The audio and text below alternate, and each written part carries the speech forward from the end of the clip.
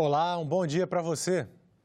Filhos ou dependentes de mulheres vítimas de violência doméstica vão ter vaga garantida em escolas de educação básica que fiquem perto de onde moram. É o que prevê projeto aprovado no plenário nessa quarta-feira. Como foi alterada no Senado, a proposta volta para análise da Câmara dos Deputados.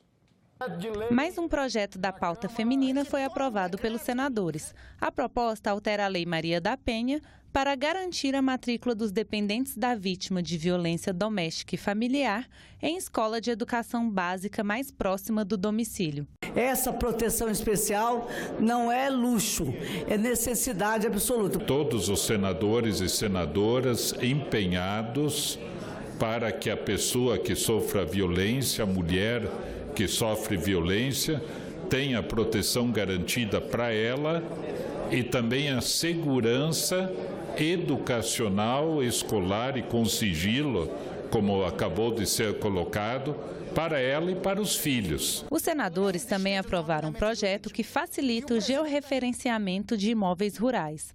Pela proposta, os donos de imóveis rurais podem ficar dispensados de apresentar carta de anuência de seus vizinhos na hora de registrar os limites do terreno com base em georreferenciamento. O projeto, senhoras e senhores senadores, ele tem apenas um objetivo, que é a desburocratização da averbação do georreferenciamento de todas as propriedades rurais do país, sejam pequenas propriedades, médias propriedades e grandes propriedades. Os senadores aprovaram ainda projeto de lei que revisa as taxas dos cartórios do Distrito Federal e territórios. A matéria volta para análise da Câmara dos Deputados.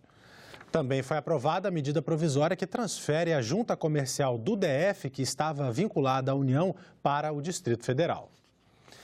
Mais pessoas poderão ter armas no Brasil. Um decreto do presidente Jair Bolsonaro autoriza diversas categorias profissionais a portar armas de fogo. O decreto foi assinado pelo presidente Jair Bolsonaro em cerimônia no Palácio do Planalto. Pelas novas regras, alguns dos profissionais autorizados a portar armas são instrutores de tiro, colecionadores ou caçadores, políticos eleitos de vereadores a presidente da República, advogados, moradores de áreas rurais, jornalistas que atuem na cobertura policial, conselheiros tutelares, agentes de trânsito, motoristas de transporte de cargas e valores e funcionários de segurança privada. Essas categorias não vão precisar comprovar a necessidade do exercício de atividade profissional de risco ou de ameaça à integridade física para portar armas. Após o decreto, as ações da maior fabricante de armas de fogo no Brasil dispararam 21% na Bolsa de Valores de São Paulo. E a demanda por armas deve continuar aumentando com a mudança na legislação. Sou contra, eu acho que vai aumentar mais, né? Sem estar liberado já tem tanta violência, imagina com todo mundo com arma, né? Eu acho que essa não é uma boa estratégia para combater a violência. Ele está colocando a responsabilidade na população, no povo. Hoje a quantidade de armas aumentando, isso pode aumentar também a criminalidade, mas aquele cidadão que tem consciência, que tem a possibilidade de ter uma arma dentro de casa para se defender ou para qualquer coisa do tipo, eu acho válido sim. O decreto também aumentou a quantidade de munição que os portadores de armas podem comprar de 50 para até 5 mil cartuchos por ano. Uma das poucas coisas que o Bolsonaro acertou foi essa. Em sua campanha ele prometeu isso, ele não está fazendo nada mais do que o que ele prometeu em campanha. E eu acho que essa medida dele ela é corretíssima. Senadores contrários à ideia já apresentaram um projeto de decreto legislativo para impedir as mudanças. Também apresentaram ação ao Supremo Tribunal Federal pedindo a revogação das novas regras.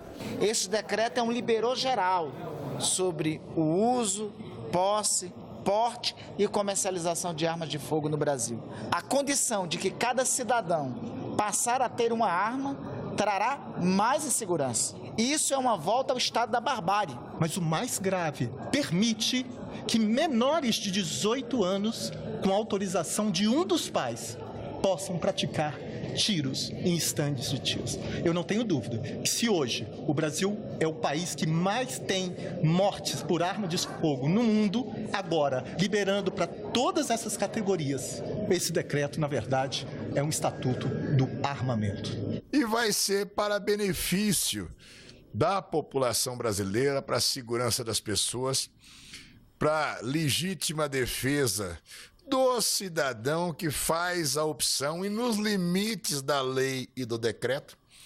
Então pode ingressar em juízo aonde quiser. A estagiária Marília Sena trabalhou sob a supervisão da equipe de jornalismo da TV Senado. E o decreto assinado pelo presidente Jair Bolsonaro, que flexibiliza as regras sobre o direito ao porte de armas, que nós vimos aí na reportagem, repercutiu no plenário.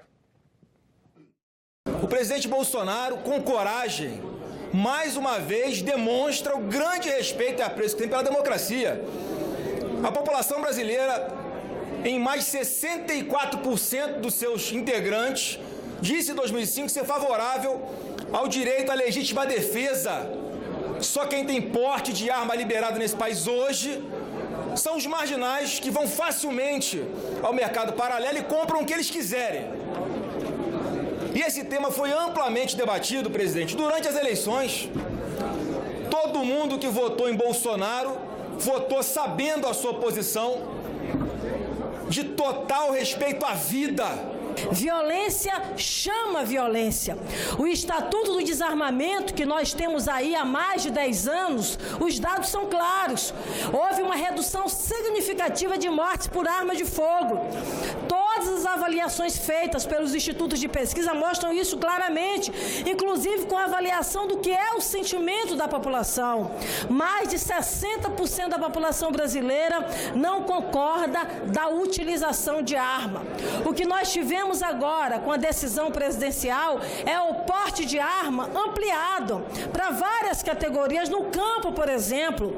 Quanto mais arma na mão da população, mais difícil a atuação da polícia. O presidente Bolsonaro continua pensando que vai governar o Brasil por decreto. Os decretos do Bolsonaro, eles têm eficácia imediata. Isso é um absurdo. O Congresso não pode concordar com isso. Ora, nós reclamamos do uso continuado da exorbitância da edição de medidas provisórias, muito mais de decretos inconstitucionais, modificando a legislação e achando que é menos complexo do que é, na prática, governar um país com os problemas que o Brasil tem. Vamos conferir agora o que está programado para esta manhã nas comissões do Senado. Às 9 horas, na Comissão de Direitos Humanos, vai ser realizada audiência pública sobre a Previdência e o Trabalho. Na subcomissão temporária sobre a Venezuela, o governador de Roraima, Antônio Denário, fala sobre o impacto da crise humanitária do país vizinho no estado. E na comissão mista que avalia a medida provisória com a nova estrutura da Presidência da República e dos ministérios, pode ser votado o relatório sobre a MP. Às 10 horas, o relatório também sobre outra medida provisória pode ser também analisado. Está na comissão mista. A MP trata do combate a irregularidades em benefícios previdenciários. Na Comissão de Relações Exteriores está na pauta projeto de decreto legislativo sobre um acordo previdenciário entre Brasil e a Suíça. Na Comissão de Transparência, Governança, Fiscalização e Controle e Defesa do Consumidor, vai ser realizada a terceira audiência pública sobre as obras paralisadas em creches e pré-escolas do país. A audiência pública também na Comissão de Desenvolvimento Regional e Turismo. O tema, a atuação da Companhia de Pesquisa de Recursos Minerais em Roraima. Em reunião deliberativa, a Comissão de Meio Ambiente definiu quais políticas públicas vai acompanhar ao longo desse ano. Os senadores aprovaram também o projeto que faz alterações na Política Nacional de Proteção e Defesa Civil. Na primeira parte da reunião foram aprovados os 2 requerimentos de acompanhamento de políticas públicas em 2019. Os senadores vão avaliar o Plano Agricultura de Baixo Carbono, de responsabilidade do Ministério da Agricultura, e a Política Nacional de Mudanças do Clima, instituída por lei em 2009. Também serão avaliados os compromissos assumidos pelo Brasil no Acordo de Paris para a redução das emissões de gases do efeito estufa. Esses compromissos foram ratificados pelo Congresso Nacional em 2016. O Brasil assinou o Acordo de Paris, comprometendo-se perante a sociedade brasileira e o mundo a reduzir suas emissões em 37% até 2025, em relação a 2005, e indicou uma redução de 43% em 2030, em relação ao mesmo ano. Proponho que aprovemos os dois requerimentos e que eles sejam unidos em uma única avaliação abrangente da política nacional sobre mudança do clima, com merecido destaque para o plano ABC.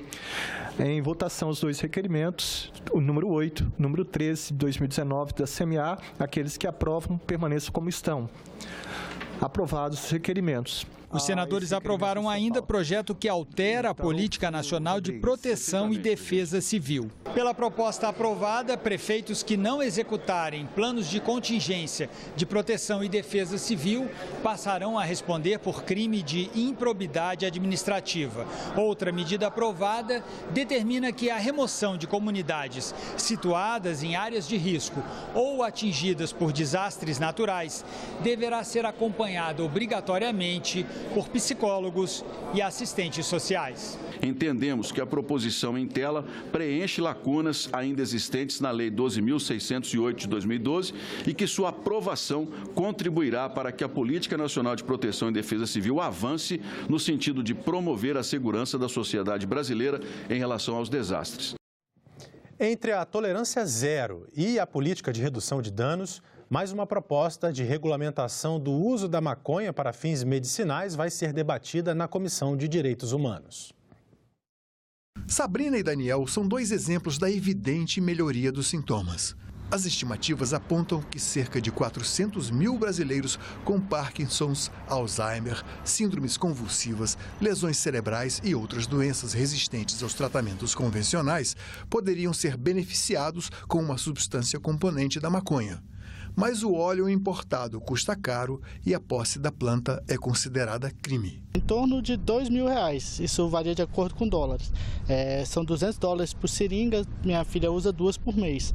É um custo muito alto, além da burocracia, a dificuldade do acesso, sendo que esse medicamento pode ser produzido a um custo de 10% desse valor. Uma sugestão legislativa de autoria da Rede Brasileira de Redução de Danos, propondo a regulamentação da maconha medicinal, será debatida na Comissão de Direitos Humanos. O tema, porém, não é inédito. Um projeto de iniciativa popular prevendo o uso industrial, terapêutico e recreativo da planta tramitou por várias comissões do Senado sem conclusão final. Na contramão dessa proposta, a política de drogas do atual governo acena com tolerância zero, mesmo para fins medicinais. Senadores da nova legislatura querem manter aberta uma alternativa segura para quem precisa de um tratamento eficaz. O que nós estamos avançando com a Anvisa no sentido de regulamentar o cultivo e o fornecimento desses produtos pelo próprio Estado, vedando o autocultivo, que pode realmente gerar um risco de consumo recreativo. E, sem dúvida, você tem que regulamentar, fiscalizar, evitar que ocorra qualquer tipo de desvio que vá ser vinculado a consumo recreativo. O que nós defendemos é atender a necessidade médica. Isso precisa ser feito. Existem casos de convulsões graves em pessoas, crianças especialmente, que sofriam convulsões, 10, 12, 15, 20 convulsões ao dia, que ao tomarem o canabidiol voltaram a ter uma vida normal. Portanto, nós precisamos ter maturidade e precisamos ter coragem de encarar o futuro. Nós não estamos falando do uso recreativo de maconha, como que recreativo não tem nada. Nós estamos falando aqui de medicina, de pesquisa científica, e o Brasil precisa tomar consciência e se abrir a entender o que está acontecendo no mundo. Uma proposta de emenda à Constituição para aumentar o repasse federal aos estados é o tema da nossa entrevista de hoje. O senador Rogério Carvalho, relator da proposta na Comissão de Constituição e Justiça, conversa com a jornalista Renata de Paula. Olá! Aumentar os recursos para os estados é o objetivo de uma proposta de emenda à Constituição em tramitação no Senado. Nós vamos conversar sobre o assunto com o senador Rogério Carvalho, do PT de Sergipe, relator da matéria na Comissão de Constituição e Justiça. Seja bem-vindo, senador. Senador, a PEC 51 de 2019, que o senhor está relatando, aumenta o valor do Fundo de Participação dos estados. O repasse da União para o Fundo de Participação dos Estados, não é isso? Os municípios recebem do montante de imposto de renda e IPI recebe 26% da arrecadação desses impostos. E os estados recebem 21,5%. Então, o senador Lucas Barreto, do Amapá, apresentou um projeto de emenda constitucional, teve o apoiamento necessário e eu assumi a relatoria em que esse projeto de emenda constitucional passa de 21,5% para 26% o repasse federal para os estados, igualando ao que hoje é feito para os municípios. Isso vai gerar um aumento de receita para os estados, na casa um pouco mais de 5 bilhões de reais anuais, estima-se, o que pode diminuir bastante a dificuldade fiscal, principalmente dos estados de menor renda per capita, porque a regra de transferência do Fundo de Participação dos Estados e do Fundo de Participação dos Municípios está vinculada à renda per capita da população. E está vinculada à arrecadação total, né, de impostos. Está vinculada à arrecadação total de impostos, mas a distribuição é maior para os estados de menor renda per capita. Então, estados... Ele é um fundo que tem um fator redistributivo. Ele produz equidade, né? Ou seja, ele dá mais para quem tem menos riqueza. Onde a população é mais pobre, recebe mais fundo de participação dos estados e maior fundo de participação dos municípios, do ponto de vista de transferências constitucionais. Senador, na justificativa do projeto, diz que entre 1991 e 2013, os estados perderam um percentual grande de receitas federativas de origem tributárias. Que receitas são essas e como que os estados perderam essas receitas? Quando você analisa o conjunto de fontes de arrecadação do governo federal, você tem o PIS, tem o COFINS, tem algumas contribuições que não entram, né, na composição do Fundo de Participação dos Estados.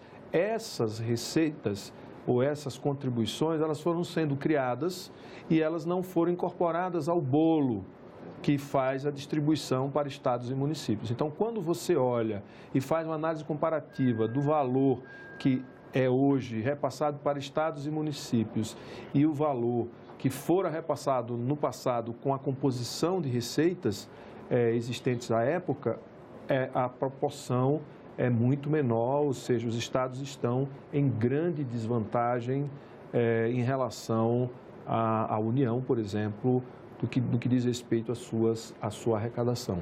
E tem a guerra fiscal, né?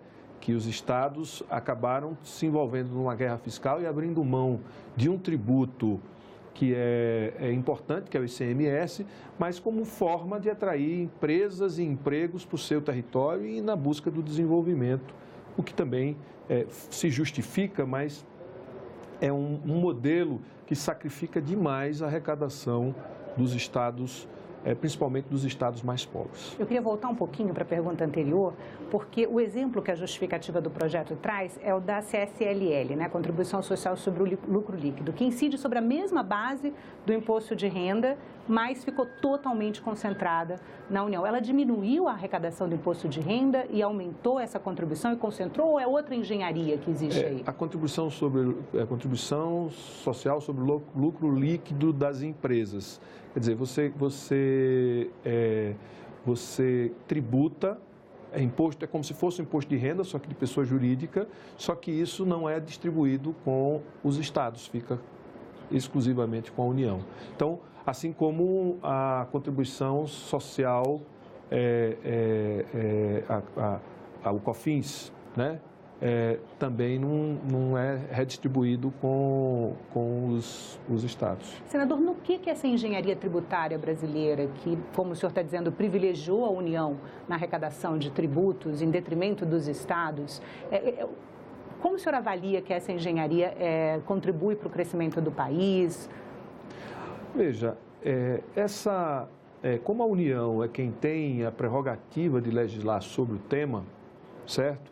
E é no Parlamento Federal, que é aqui no Congresso Nacional, que se legisla, e é óbvio que o governo federal tem uma vantagem enorme na hora de definir contribuições que engordam ou engordem o caixa do governo federal.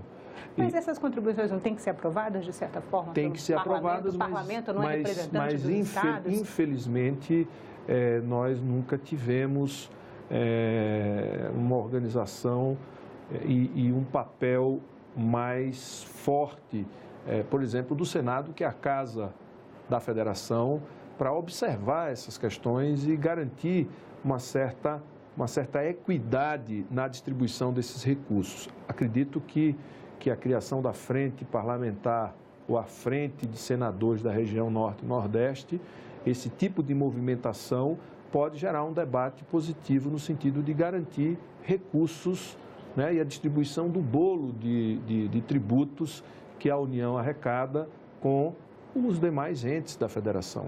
E até mesmo estimular que pautas que estão aí há anos sem serem debatidas e discutidas, como a questão do ICMS, se vai ser cobrado na origem ou no destino, se vai ter uma alíquota única, se vai acabar com a guerra fiscal ou não, se vai se criar um novo imposto que no destino é cobrado sobre valor agregado dos produtos que a gente consome. Ou seja, tem vários caminhos e a gente precisa entrar nesse debate para fazer justiça fiscal no nosso país. Você vê, quem compra uma geladeira e ganha R$1.000 de salário, paga 10% da sua renda de imposto. Quem ganha R$20.000, paga quantos por cento de imposto? Então, nós temos uma injustiça tributária no país. Até na tributação sobre o consumo. Né? Até na tributação sobre o consumo. Senador, e principalmente sobre o consumo. Senador, o senhor falou das renúncias fiscais que os estados fazem, a guerra do ICMS, mas também tem a renúncia fiscal federal, né? Um outro ponto importante que a justificativa da PEC coloca é que as renúncias fiscais da União seriam como, ele cita literalmente, fazer gentileza com o chapéu alheio, né? Porque a União abre mão dos recursos que seriam distribuídos entre estados e municípios e de cada R$1 de isenção, R$49 iriam para estados e municípios, né? Como é que o senhor pretende encarar isso no relatório que o senhor vai apresentar? Olha, o relatório ele vai definir a pertinência e a oportunidade da gente garantir esse repasse. Agora, esse tema de como é feita a distribuição de uma maneira geral os tributos arrecadados pela União, né, e arrecadados pelos estados, pelos municípios, requer um debate mais profundo sobre a reforma tributária, que não anda porque sempre esbarra no interesse de alguma região, de algum estado, e não há consenso, ou esbarra na falta de recursos para fazer compensação, né, por redução da arrecadação em função da mudança que deve acontecer. O que eu posso afirmar é que essa medida, ou seja, essa PEC, ela consegue colocar mais dinheiro nos estados que têm uma renda per capita menor. Então, faz justiça tributária e não é exclusiva para uma região. É um aumento para todos os estados do país. Claro que aqueles que têm uma renda per capita menor vão receber um pouco mais para compensar compensar as desigualdades que existem no nosso país. Senador, só uma perguntinha antes da gente terminar, uma última. No momento em que se discute tanto o desejo do governo federal quanto de estados e municípios de rever o Pacto Federativo, uma proposta como essa, que altera a redistribuição de recursos na escala, né, entre estados e União, ela não pode atropelar um pouco politicamente essa proposta, que todos os governadores estão interessados? A maioria dos governadores com quem conversamos, eles gostam da ideia do aumento do FPE, porque é uma forma justa, né, de fazer distribuição da riqueza arrecadada. Porque, veja, isso é a distribuição do que hoje é arrecadado, né? Melhorar o percentual de repasse para os estados. O debate da reforma tributária, ele é um debate do Pacto Federativo, é um debate longo, que não dá para os estados esperarem até o dia que esta reforma vai acontecer. A gente precisa ter uma solução mais rápida que melhore o desempenho dos estados, principalmente os estados onde moram e reside a população mais pobre do país. Senador, muito obrigada pela entrevista. E nós ficamos por aqui. Você pode rever as reportagens desta edição na nossa página na internet, senado.leg.br/tv. Muito obrigado pela sua companhia e continue sintonizado aqui na TV Senado.